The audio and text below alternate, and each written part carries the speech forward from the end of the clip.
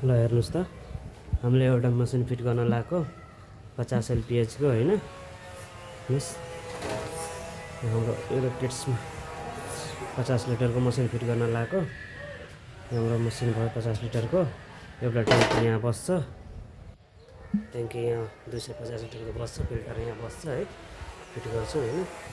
यहाँ कार्टुनबाट ओपन गरेको आरम्भ गर्ने भित्र रहेछ होइन।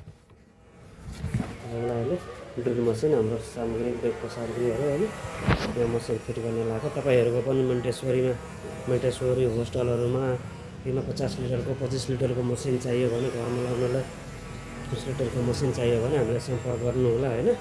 हामीले यस्तो गरेर फिट गरिदिन्छौँ है।